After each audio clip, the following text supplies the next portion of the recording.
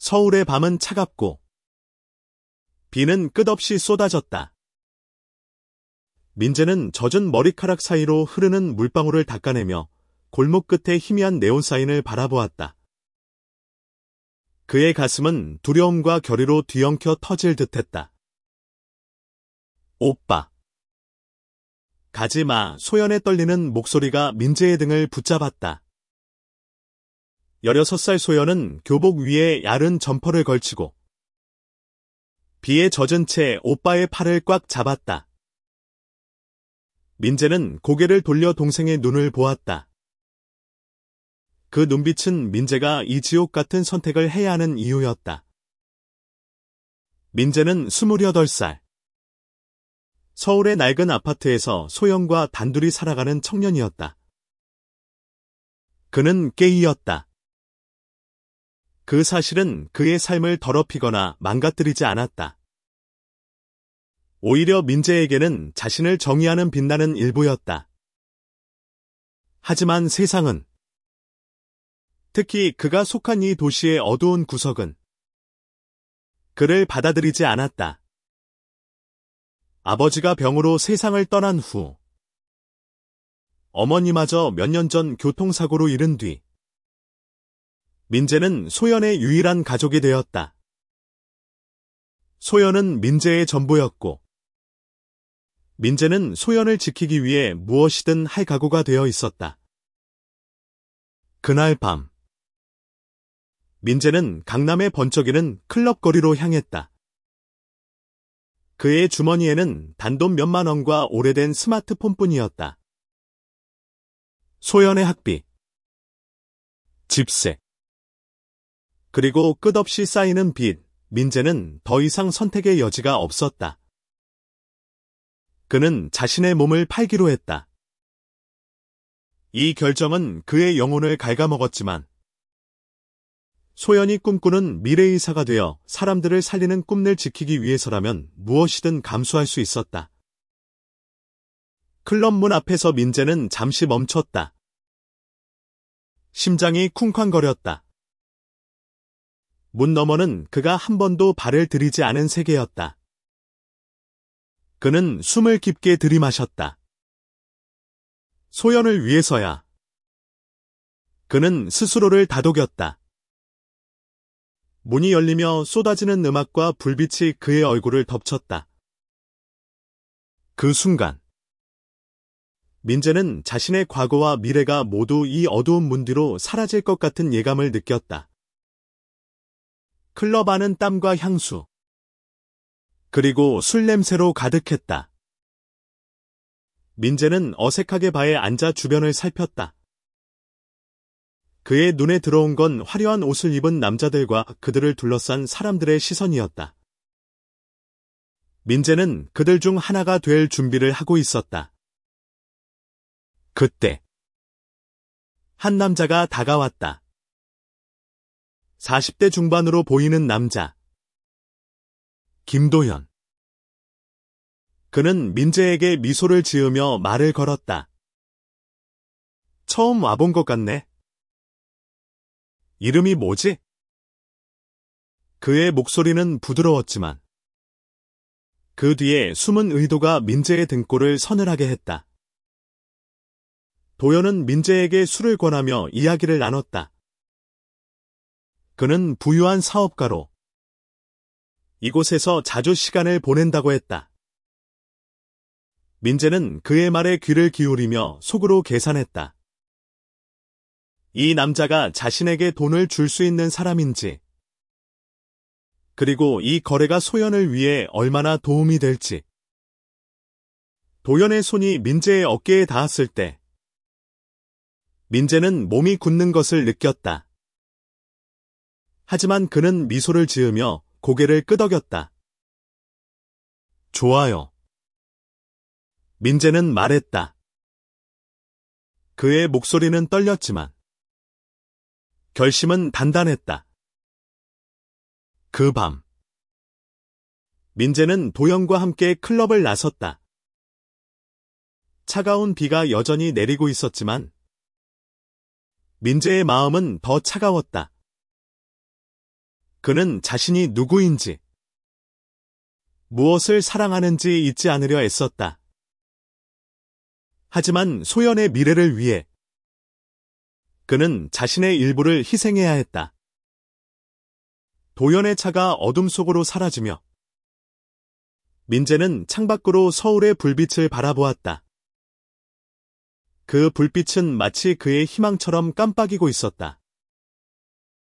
다음 날 아침, 민재는 집으로 돌아왔다.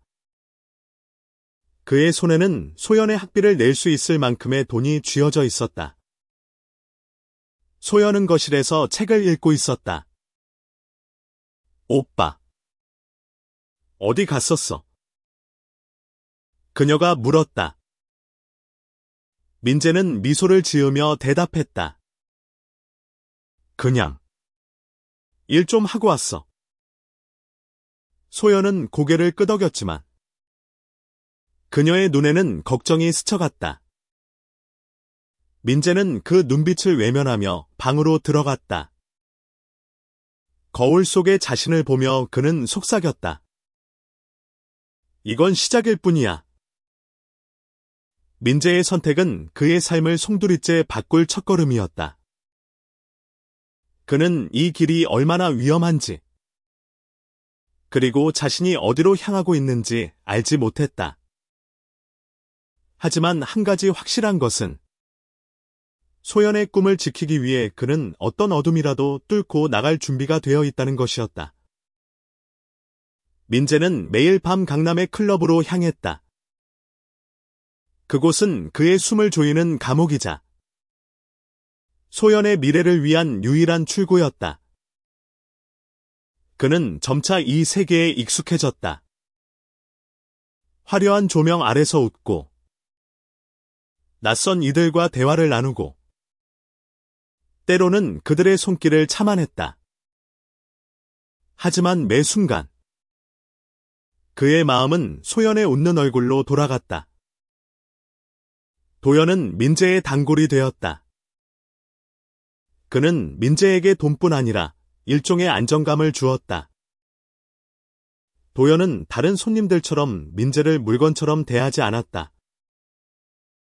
그는 민재의 이야기를 들어주고 때로는 조언을 건넸다. 너 같은 사람은 여기 오래 있으면 안 돼. 도연은 어느 날 밤 말했다. 너무 맑은 눈을 가지고 있어. 민재는 그 말을 무시하려 했지만 도연의 말은 그의 가슴에 묵직한 돌처럼 남았다. 민재의 일상은 점점 더 어두워졌다. 낮에는 소연과 함께 밥을 먹고 그녀의 공부를 도왔다. 밤에는 클럽으로 향해 자신을 잃어갔다. 소연은 민재의 변화를 눈치챘다. 오빠, 요즘 왜 이렇게 피곤해 보여? 그녀는 걱정스러운 눈으로 물었다. 민재는 대답 대신 그녀의 머리를 쓰다듬었다. 괜찮아. 소연아. 오빠가 다 알아서 할게. 그러던 어느 날, 민재는 클럽에서 새로운 인물을 만났다. 30대 초반의 남자. 이준혁. 그는 민재와 같은 한국인이었지만 그의 눈빛은 민재와 달랐다.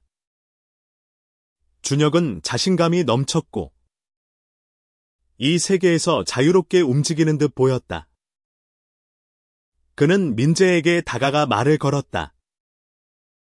너, 여기서 일 시작한 지 얼마 안 됐지? 얼굴이 낯설어. 준혁의 미소는 따뜻했지만 그 뒤에 숨은 날카로움이 민재를 긴장하게 했다. 준혁은 민재에게 이 세계의 생존 법칙을 알려주었다. 여기선 내가 원하는 게 아니라 그들이 원하는 걸 줘야 해.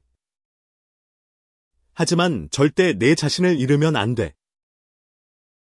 준혁의 말은 민재에게 새로운 깨달음을 주었다. 그는 자신의 정체성을 지키면서도 이 어두운 세계에서 살아남아야 한다는 것을 알았다. 민재와 준혁은 점점 가까워졌다. 준혁은 민재에게 클럽 밖에서의 삶을 보여주었다. 그들은 한강변을 걷고 늦은 밤라면 가게에서 이야기를 나눴다.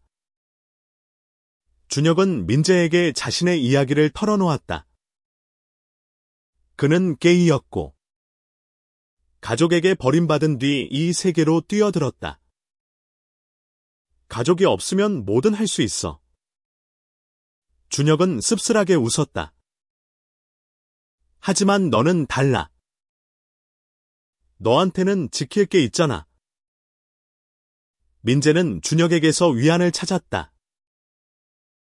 그는 준혁과 함께 있을 때만큼은 클럽의 어둠을 잊을 수 있었다. 하지만 그들의 관계는 단순한 우정을 넘어섰다. 어느 날 밤, 한강변에서 준혁이 민재의 손을 잡았다. 민재야, 나 너 좋아해. 준혁의 고백은 민재의 가슴을 뒤흔들었다. 그는 준혁을 사랑하고 싶었지만 그의 삶은 이미 너무 많은 짐을 지고 있었다. 나도 너 좋아해. 민재는 속삭였다. 하지만 그의 눈에는 두려움이 가득했다. 하지만 난 내가 누구인지 잊을까봐 무서워. 준혁은 그의 손을 더 세게 잡았다. 그럼 내가 너를 기억하게 해줄게. 그 순간, 민재는 처음으로 자신이 혼자가 아니라는 느낌을 받았다. 하지만 그들의 행복은 오래가지 않았다. 도연은 민재와 준혁의 가까워진 관계를 눈치챘다. 그는 민재에게 경고했다. 너, 준혁이랑 너무 가까이 지내는 거 아니야. 이 바닥에서 감정은 위험해. 도연의 말은 민재의 가슴에 칼처럼 꽂혔다. 그는 소연을 위해 이 세계에 들어왔지만 이제는 준혁이라는 새로운 희망이 그의 마음을 흔들고 있었다. 민재는 갈림길에 서 있었다. 소연을 위해 자신을 희생하는 삶을 계속할 것인가? 아니면 준혁과 함께 새로운 시작을 꿈꿀 것인가? 그의 선택은 아직 멀었다. 민재의 삶은 점점 더 복잡해졌다. 그는 낮에는 소연의 오빠로, 밤에는 클럽의 그림자로 살아갔다. 준혁과의 만남은 그의 마음에 작은 빛을 비췄지만 그 빛은 도연의 시선과 클럽의 어둠 속에서 쉽게 꺼질 듯 위태로웠다. 소연은 점점 더 민재의 변화를 감지했다. 어느 날, 그녀는 민재의 방에서 낯선 돈뭉치를 발견했다. 오빠, 이 돈 어디서 났어? 소연의 목소리는 떨렸다. 민재는 당황하며 얼버무렸다. 그냥 아르바이트 좀 했어.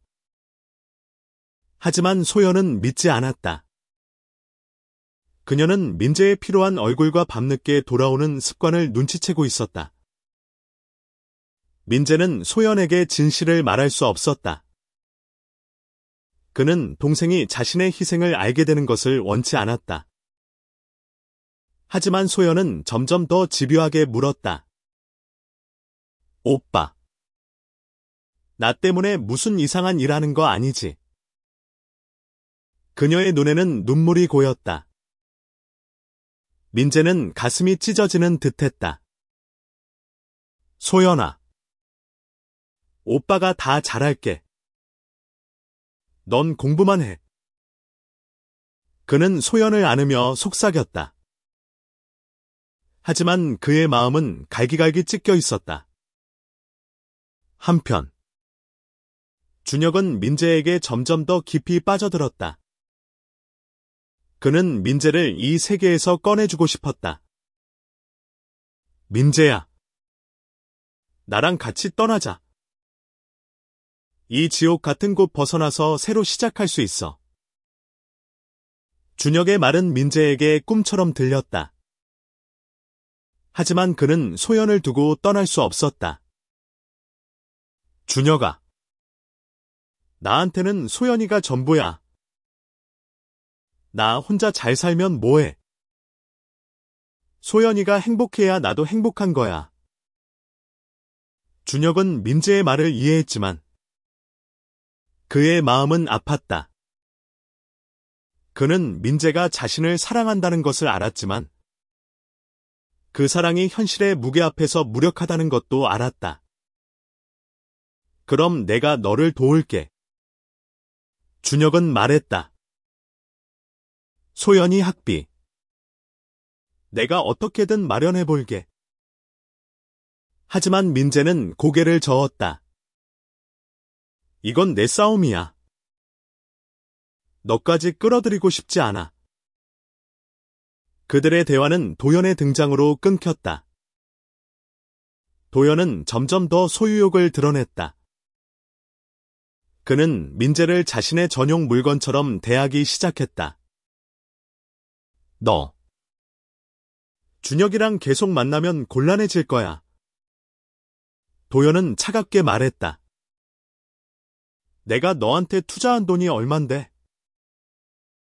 민재는 도연의 말에 분노가 치밀었지만 그의 소나귀에서 벗어날 수 없었다. 도연은 민재가 빚을 갚을 때까지 그를 놓아주지 않을 것이었다. 민재는 점점 더 깊은 절망 속으로 빠져들었다. 그는 준혁과 함께 있고 싶었지만 도연의 위협과 소연의 미래가 그의 발목을 잡았다. 어느 날 밤 그는 클럽에서 도연과 심한 말다툼을 벌였다. 내가 너 말고 누굴 만나든 그게 너랑 무슨 상관이야. 민재는 소리쳤다. 도연은 차갑게 웃으며 말했다. 너. 소연이한테 무슨 일이 생기면 어쩌려고. 그 말은 민재의 심장을 얼어붙게 했다. 도연은 소연을 알고 있었다. 그는 민재의 약점을 쥐고 있었다. 민재는 그 순간 깨달았다. 이 세계에서 벗어나려면 더 큰 희생이 필요하다는 것을. 그는 준혁에게 도움을 청하기로 했다. 준혁아. 나 좀 도와줘. 소연이를 지켜야 해. 준혁은 민재의 절박한 눈빛을 보고 고개를 끄덕였다. 알았어. 우리 같이 싸우자. 그들은 도연의 소나귀에서 벗어나기 위해 계획을 세우기 시작했다. 하지만 그들의 계획은 위험으로 가득했다. 도연은 단순한 사업가가 아니었다. 그는 이 세계의 어두운 세력과 연결되어 있었다.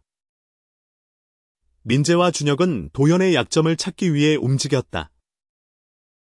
그들은 도연의 비즈니스와 그의 뒤에 숨은 사람들을 조사하기 시작했다. 하지만 그 과정에서 민재는 점점 더 위험한 상황에 놓이게 되었다. 그는 소연을 지키기 위해 그리고 준혁과의 사랑을 지키기 위해 자신의 모든 것을 걸어야 했다. 민재와 준혁은 도연의 약점을 찾기 위해 밤낮 없이 움직였다. 준혁은 과거 이 세계에서 일했던 경험을 살려 도연의 비즈니스 네트워크를 파헤쳤다. 그는 도연이 불법 자금 세탁에 연루되어 있다는 단서를 찾았다. 이거면 도연을 무너뜨릴 수 있어. 준혁은 민재에게 말했다. 하지만 그들은 조심해야 했다. 도연은 그들의 움직임을 이미 눈치채고 있었다. 민재는 소연을 안전한 곳으로 옮기기로 했다. 그는 소연에게 모든 진실을 말하지는 않았지만 그녀를 잠시 친구 집에 머물게 했다. 오빠. 무슨 일 있는 거지? 나한테 말해. 소연은 울먹이며 말했다. 민재는 그녀의 어깨를 감싸며 말했다. 소연아. 오빠가 다 해결할게. 넌 그냥 안전한 데 있어. 소연은 마지못해 고개를 끄덕였다. 한편 도연은 민재를 불러냈다. 그는 민재에게 마지막 경고를 보냈다. 너 준혁이랑 뭘 꾸미고 있는지 다 알아. 지금 멈추면 소연이한테 아무 일도 안 생겨. 민재는 도연의 눈을 똑바로 바라보았다. 내 동생 건드리면 너도 무사하지 못해. 그의 목소리는 떨렸지만 결의로 가득했다. 도연은 민재의 반항에 분노했다. 그는 민재를 협박하기 위해 소연의 학교 근처에 사람을 보냈다. 민재는 그 사실을 알게 되자 공포에 휩싸였다. 그는 준혁에게 달려가 도움을 청했다. 준혁아. 소연이가 위험해. 도연이 미쳤어. 준혁은 민재를 진정시키며 말했다. 우리가 먼저 움직여야 해. 도연의 약점을 경찰에 넘기자. 그들은 도연의 불법 행위를 증명할 증거를 모았다. 준혁은 과거의 인맥을 이용해 도연의 거래 기록을 입수했다. 하지만 그 과정에서 그들은 도연의 부하들에게 쫓기기 시작했다. 어느 날 밤, 민재는 클럽에서 도연의 부하들에게 끌려갔다. 그들은 민재를 창고로 데려가 폭력을 가했다. 너, 도연 사장 건드리려고. 너나 너 동생이나 다 끝장이야. 그들은 소리쳤다. 민재는 피투성이가 된 채로 준혁에게 전화를 걸었다. 준혁아. 나 잡혔어. 소연이 지켜줘. 준혁은 민재의 목소리를 듣고 즉시 달려갔다. 그는 민재를 구하기 위해 창고로 향했다. 그곳에서 그는 도연의 부하들과 맞서 싸웠다. 준혁은 민재를 구해냈지만 둘 다 심한 부상을 입었다. 병원에서 깨어난 민재는 준혁의 손을 잡았다. 고마워. 너 없었으면 나 죽었을 거야. 준혁은 미소를 지으며 말했다. 너 하나만 무사하면 돼. 그 순간 민재는 준혁에 대한 자신의 감정이 단순한 우정을 넘어선 사랑임을 깨달았다. 하지만 그들의 싸움은 아직 끝나지 않았다. 민재와 준혁은 경찰에 도연의 증거를 넘겼다. 도연은 결국 체포되었지만 그의 세력은 여전히 민재와 소연을 노리고 있었다. 민재는 소연을 완전히 안전하게 하기 위해 더 큰 결단을 내려야 했다. 그는 소연과 함께 서울을 떠나 새로운 삶을 시작하기로 했다. 하지만 그들의 계획은 쉽게 이루어지지 않았다. 도연의 부하 중 한 명이 소연을 납치했다. 민재는 절망 속에서 준혁과 함께 소연을 찾기 위해 서울의 어두운 골목을 헤맸다. 그들은 소연이 갇혀있는 창고를 찾아냈다. 민재는 소연을 구하기 위해 모든 것을 걸었다. 창고 안에서 민재는 소연을 발견했다. 그녀는 겁에 질린 채 묶여 있었다. 오빠. 소연은 민재를 보자 울음을 터뜨렸다. 민재는 소연을 풀어주며 말했다. 미안해. 소연아. 오빠가 널 지킬게.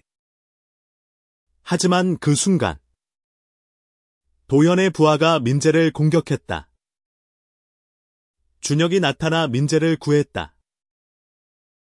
그들은 함께 부하들을 제압하고 소연을 데리고 창고를 빠져나왔다.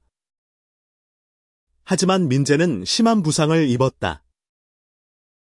그는 소연의 손을 잡으며 말했다. 소연아.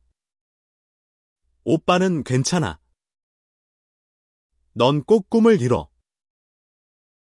그의 목소리는 약했지만 사랑으로 가득했다. 민재는 병원 침대에 누워 있었다. 그의 몸은 상처로 가득했지만 소연이 무사하다는 사실이 그를 위로했다. 준혁은 그의 곁을 지켰다. 민재야. 이제 좀 쉬어. 준혁은 부드럽게 말했다. 하지만 민재는 고개를 저었다. 아직 안 끝났어. 소연이 완전히 안전할 때까지 멈출 수 없어. 소연은 민재의 병실에서 그의 손을 꼭 잡았다. 오빠. 왜 나한테 아무 말도 안 했어? 나 때문에 이렇게까지. 그녀는 말을 잇지 못하고 울음을 터뜨렸다. 민재는 미소를 지으며 말했다. 소연아. 오빠는 너만 행복하면 돼. 그거면 충분해. 민재의 희생은 소연의 가슴에 깊은 상처를 남겼다. 그녀는 오빠가 자신을 위해 얼마나 많은 것을 포기했는지 알게 되었다. 소연은 결심했다. 오빠. 나 꼭 의사 될게. 그리고 오빠를 행복하게 해줄게. 그녀의 말은 민재에게 새로운 희망을 주었다. 한편 도연의 체포로 그의 조직은 와해되기 시작했다. 하지만 민재와 준혁은 여전히 위험에서 벗어나지 못했다. 도연의 부하들 중 일부는 복수를 계획하고 있었다. 준혁은 민재에게 말했다. 우리가 서울을 떠나야 해. 여기선 더 이상 안전하지 않아. 민재는 동의했지만 그의 마음은 무거웠다. 서울은 그의 모든 추억이 담긴 곳이었다. 하지만 소연과 준혁의 안전을 위해 그는 떠나기로 결심했다. 그들은 제주도로 이사할 계획을 세웠다. 제주는 민재에게 새로운 시작을 약속하는 곳처럼 느껴졌다. 제주로 떠나기 전 민재는 소연에게 모든 진실을 털어놓았다. 그는 자신이 게이이고 클럽에서 일했던 이유를 밝혔다. 소연아. 오빠는 너를 지키기 위해 어쩔 수 없었어. 하지만 오빠가 누구를 사랑하든 너를 사랑하는 마음은 변하지 않아. 소연은 눈물을 흘리며 민재를 안았다. 오빠. 나 오빠가 어떤 사람이든 상관없어. 오빠는 내 영웅이야. 그들의 대화는 민재에게 큰 위안을 주었다. 그는 자신이 소연에게 받아들여졌다는 사실에 눈물을 흘렸다. 준혁은 그 모습을 멀리서 지켜보며 미소를 지었다. 그는 민재가 자신과 소연을 위해 얼마나 많은 것을 희생했는지 알았다. 민재, 준혁, 소연은 제주로 떠났다. 그들은 작은 마을에 집을 얻고 새로운 삶을 시작했다. 민재는 클럽의 어둠을 벗어나 소박한 카페에서 일하기 시작했다. 준혁은 지역 예술가로 활동하며 민재를 도왔다. 소연은 새로운 학교에서 공부에 매진했다. 하지만 그들의 평화는 오래가지 않았다. 도연의 부하 중 한 명이 그들을 찾아냈다. 그는 민재에게 복수를 다짐하며 제주까지 따라왔다. 어느 날 밤, 민재는 카페를 닫고 집으로 돌아가던 중 공격을 받았다. 그는 필사적으로 싸웠지만 혼자서는 역부족이었다. 그 순간 준혁이 나타났다. 그는 민재를 구하기 위해 몸을 던졌다. 둘은 함께 공격자를 제압했지만 준혁은 심한 부상을 입었다. 민재는 준혁을 병원으로 데려가며 울부짖었다. 준혁아, 제발 버텨줘. 나 너 없으면 못 살아. 준혁은 미소를 지으며 말했다. 민재야, 내가 너 사랑해. 그러니까 꼭 살아. 그의 말은 민재의 가슴에 깊이 박혔다. 민재는 준혁을 잃을지도 모른다는 두려움에 휩싸였다. 그는 병원 복도에서 무릎을 꿇고 기도했다. 제발, 준혁이를 살려주세요. 소연은 민재의 곁에서 그의 손을 잡았다. 오빠. 준혁 오빠는 괜찮을 거야. 우리 같이 기다리자. 그들은 서로를 의지하며 준혁의 회복을 기다렸다. 민재는 그 순간 깨달았다. 그는 소연뿐만 아니라 준혁도 지켜야 한다는 것을. 준혁은 기적적으로 회복되었다. 그는 병원에서 퇴원하며 민재에게 말했다. 너 때문에 내가 살아난 거야. 민재는 준혁을 끌어안으며 눈물을 흘렸다. 그들의 사랑은 이제 어떤 시련에도 흔들리지 않을 만큼 단단해졌다. 민재와 준혁은 제주에서의 삶을 이어갔다. 그들은 도연의 부하들로부터 더 이상 위협을 받지 않았다. 경찰은 도연의 조직을 완전히 와해시켰고, 민재와 소연은 마침내 안전을 찾았다. 하지만 민재의 마음에는 여전히 상처가 남아 있었다. 그는 자신이 걸어온 길을 돌아보며 스스로를 용서해야 했다. 소연은 민재와 준혁의 관계를 완전히 받아들였다. 그녀는 준혁을 가족처럼 대하며 말했다. 준혁 오빠. 우리 오빠 잘 부탁해. 준혁은 웃으며 대답했다. 걱정 마. 소연아. 내가 민재를 평생 지킬게. 민재는 카페에서 일하며 새로운 꿈을 꾸기 시작했다. 그는 자신의 이야기를 책으로 쓰고 싶었다. 그는 자신이 겪은 고통과 희생, 그리고 사랑을 세상과 나누고 싶었다. 준혁은 그의 꿈을 응원했다. 너라면 할 수 있어. 민재야. 내 이야기는 많은 사람들에게 힘이 될 거야. 민재는 밤마다 노트북 앞에 앉아 글을 썼다. 그는 자신의 정체성, 소연을 위한 희생, 그리고 준혁과의 사랑을 솔직하게 풀어냈다. 그의 글은 점점 더 많은 사람들의 공감을 얻었다. 지역 문학 모임에서 그의 원고를 읽은 한 출판사 직원이 그에게 연락을 해왔다. 당신 이야기는 정말 강렬해요. 출판하고 싶으신가요? 민재는 망설였다. 자신의 이야기를 세상에 공개한다는 것은 두려운 일이었다. 하지만 준혁과 소연의 응원 덕분에 그는 용기를 냈다. 그의 책은 제목 그대로였다. 게이형으로 태어난 그는 가족을 위해 몸을 팔며 동생의 빛을 지켜냈다. 책은 출간되자마자 많은 이들에게 감동을 주었다. 민재의 이야기는 특히 젊은 LGBT 커뮤니티에게 큰 영향을 미쳤다. 그는 자신의 경험을 통해 그들에게 희망을 전하고 싶었다. 너희는 혼자가 아니야. 그는 책에 서문했었다.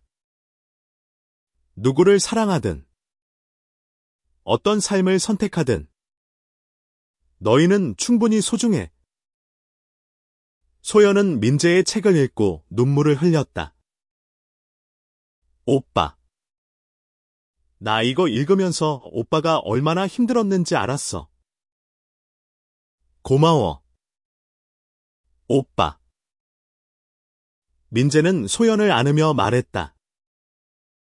너 때문에 내가 여기까지 올 수 있었어. 민재와 준혁은 제주에서 작은 집을 꾸렸다. 그들은 함께 요리를 하고 바닷가를 산책하며 서로의 꿈을 응원했다. 민재는 자신의 정체성을 완전히 받아들였고 준혁은 그의 곁에서 그를 지지했다. 하지만 민재의 마음에는 아직 해결되지 않은 질문이 남아 있었다. 그는 자신을 희생하며 얻은 것이 과연 가치가 있었는지, 그리고 앞으로 어떤 삶을 살아가야 할지 고민했다. 그는 준혁에게 물었다. 준혁아, 내가 지금 행복한 걸까? 준혁은 그의 손을 잡으며 말했다. 민재야, 넌 지금 내가 있어야 할 곳에 있어. 그리고 난 너랑 같이 있어서 행복해. 민재는 그 말에 미소를 지었다. 그는 비로소 자신의 삶이 헛되지 않았음을 깨달았다. 그는 소연의 꿈을 지켰고 준혁의 사랑을 얻었으며 자신의 이야기를 세상과 나눴다. 그의 삶은 고통으로 시작되었지만 사랑과 희망으로 채워지고 있었다. 민재는 바닷가에 서서 바람을 맞았다. 그의 곁에는 준혁과 소연이 있었다. 그들은 서로의 손을 잡고 새로운 미래를 향해 걸어갔다. 민재는 속으로 다짐했다. 이제는 나도 나를 사랑할 거야. 민재의 책은 전국적으로 큰 반향을 일으켰다. 그는 방송과 인터뷰 요청을 받았지만 대부분 거절했다. 그는 자신의 이야기가 조용히 사람들의 마음에 스며들기를 바랐다. 하지만 그의 이야기는 이미 많은 이들에게 희망의 등불이 되어 있었다. 소연은 고등학교를 졸업하고 의대에 진학했다.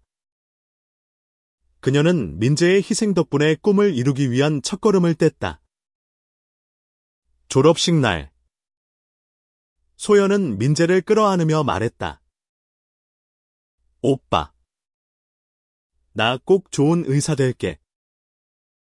그리고 오빠가 아플 땐 내가 치료해줄게. 민재는 눈물을 글썽이며 웃었다. 그럼 오빠는 이제 마음 편히 아플게. 준혁은 민재와 함께 제주에서 예술가로 활동하며 지역 커뮤니티에 녹아들었다. 그는 민재의 책을 기반으로 한 전시회를 열었다. 전시회에는 민재의 글과 준혁의 그림이 함께 전시되었다. 그들의 작품은 사랑과 희생, 그리고 정체성에 대한 이야기를 담고 있었다. 민재는 전시회 오프닝 날, 사람들 앞에서 처음으로 자신의 이야기를 공개적으로 나눴다. 저는 게이입니다. 그리고 저는 제 동생을 위해 제 자신을 희생했습니다.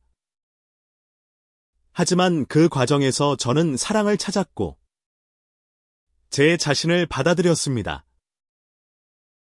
그의 말은 사람들의 가슴을 울렸다.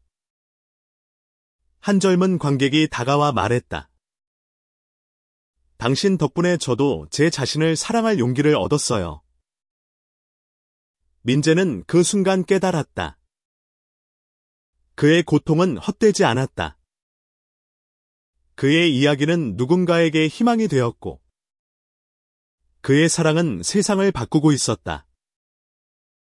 그는 준혁의 손을 잡으며 미소를 지었다. 고마워. 준혁아. 너 때문에 내가 여기까지 왔어.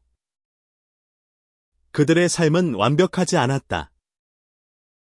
여전히 사회의 편견과 싸워야 했고, 때로는 과거의 상처가 그들을 괴롭혔다. 하지만 민재와 준혁, 그리고 소연은 서로를 의지하며 앞으로 나아갔다. 그들은 가족이었고, 그들의 사랑은 어떤 시련도 이겨낼 만큼 강했다.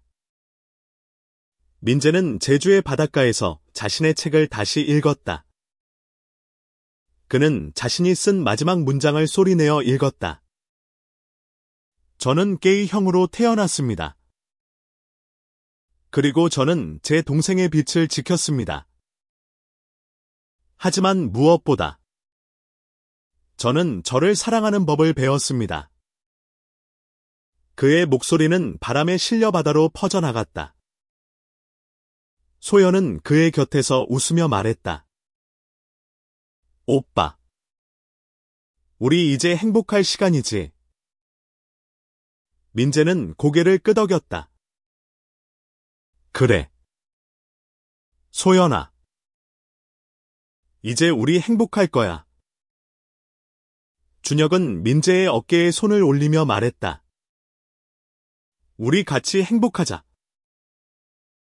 민재는 그의 손을 잡으며 바다를 바라보았다. 파도가 부서지는 소리가 그들의 미래를 약속하는 듯했다. 민재의 삶은 고통과 희생으로 시작되었지만 사랑과 용기로 끝났다. 그는 자신의 정체성을 받아들였고 소연의 꿈을 지켰으며 준혁과의 사랑을 지켜냈다. 그의 이야기는 끝났지만 그들의 삶은 이제 막 새로운 장을 열고 있었다. 그들은 제주의 햇살 아래서 서로를 안고 웃었다. 그들의 웃음은 바람에 실려 멀리, 아주 멀리 퍼져나갔다. 민재는 속으로 생각했다. 이제 나는 나를 사랑해. 그리고 그 사랑은 그를 영원히 자유롭게 했다.